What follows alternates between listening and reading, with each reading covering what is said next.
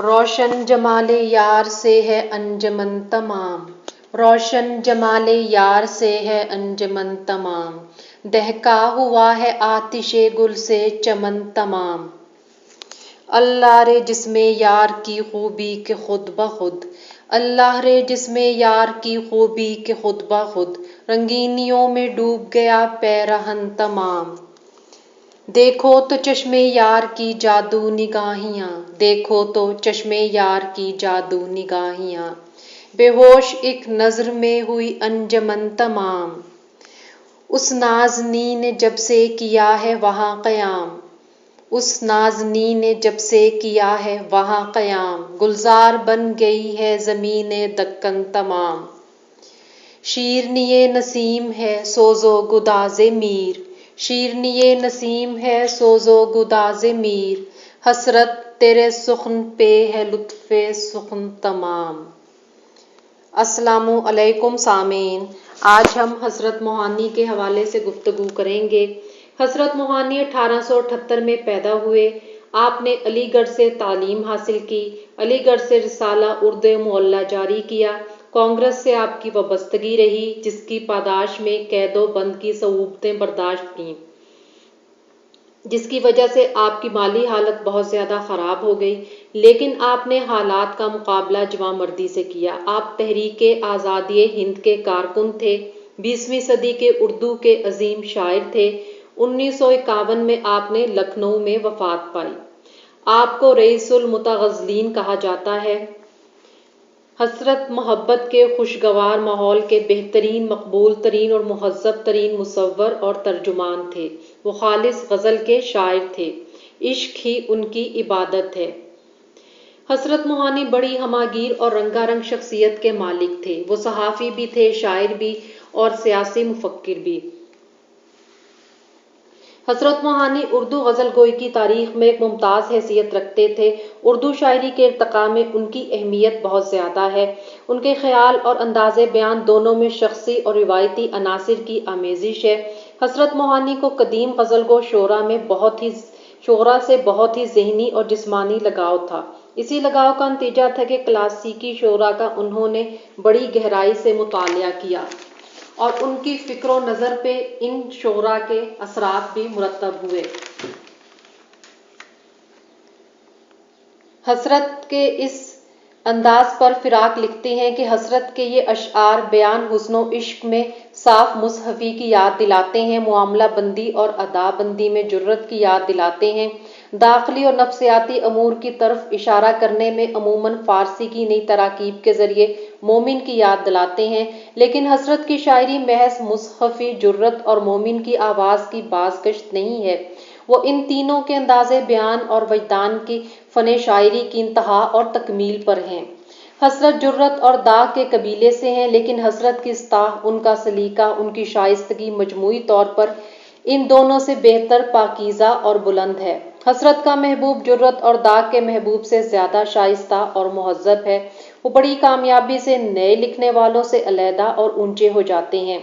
حضرت وہ آخری حد متعین کر دیتے ہیں جہاں تک جذبات کا اظہار کیا جا سکتا ہے۔ حضرت کے ہاں حسن پرستی ایک بنیادی قدر کی حیثیت رکھتی ہے۔ انہوں نے احساس حسن کی بے باکانہ ترجمانی کی اور خارجی حسن کا بیان داخلی انداز میں بہت خوبصورتی سے کیا۔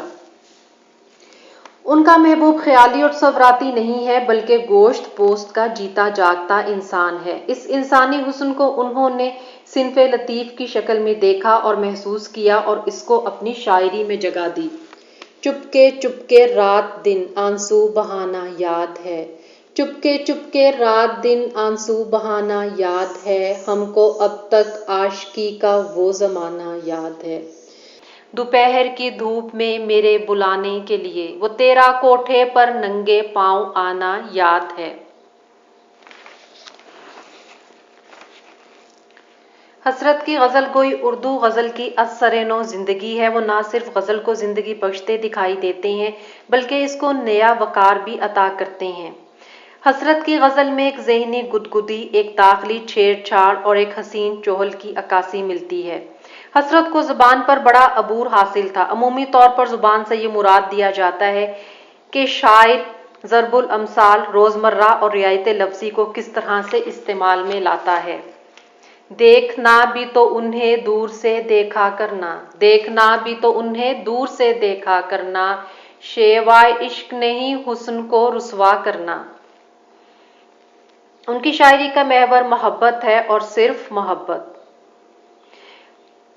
اکثر ناقدین نے عشقیہ شاعری ہی کو ان کی نمائندہ شاعری قرار دیا ہے اور حسرت کو اردو غزل میں مقام بھی اسی شاعری نے دلوایا ہے۔ حسرت بڑا حساس دل رکھنے والے درد مند انسان تھے۔ انہوں نے اپنی شاعری میں بھی اسی درد مندی کو پرویا۔ حقیقت کھل گئی حسرت تیرے ترک محبت کی، تجھے تو اب وہ پہلے سے بھی بڑھ کر یاد آتے ہیں۔ آئینے میں وہ دیکھ رہے تھے بہار حسن، آیا میرا خیال تو شرما کے رہ گئے۔ ہجر میں پاس میرے اور تو کیا رکھا ہے، ایک تیرے درد کو پہلو میں چھپا رکھا ہے۔ حسرت کلام میں نغمیت شعروں میں ڈھل کر بہتی نظر آتی ہے۔ بھلاتا لاکھ ہوں لیکن برابر یاد آتے ہیں، الہی ترک الفت پر وہ کیوں کر یاد آتے ہیں۔ غزل میں سیاسی رنگ کا اضافہ بھی حسرت نے ہی کیا۔ حسرت کلام میں جہاں کہیں سیاسی مضامین ملتے ہیں، ان کی حیثیت سیاسی جذبات کی سی ہے۔ انگریز دشمنی کی پاداش میں کئی دفعہ حسرت کو جیل کی ہوا کھانی پڑی، معاشی تنگ دستی کا بھی سامنا کرنا پڑا۔ ہے مشق سخن جاری چکی کی مشقت بھی، ہے مشق سخن جاری چکی کی مشقت بھی، ایک طرفہ تماشا ہے حسرت کی طبیعت بھی۔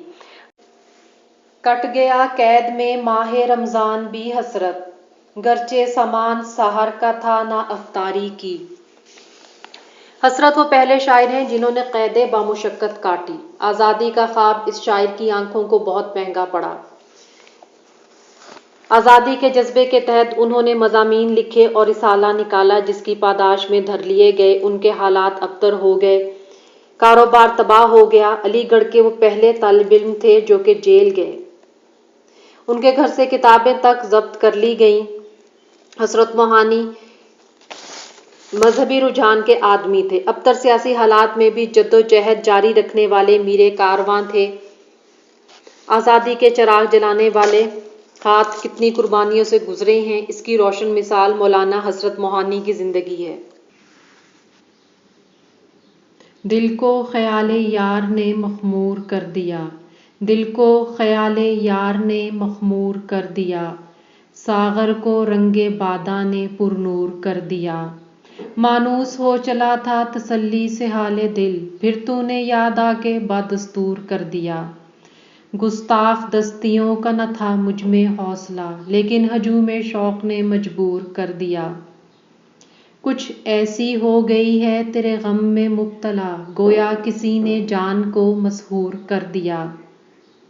بےتابیوں سے چھپ نہ سکا ماجرائے دل، آخر حضور یار بھی مذکور کر دیا۔ اہل نظر کو بھی نظر آیا نہ روئے یار، یہاں تک حجاب نور نے مستور کر دیا۔ حسرت بہت ہے مرتبہ عاشقی بلند، تجھ کو تو مفت لوگوں نے مشہور کر دیا۔ دل کو خیال یار نے مخمور کر دیا۔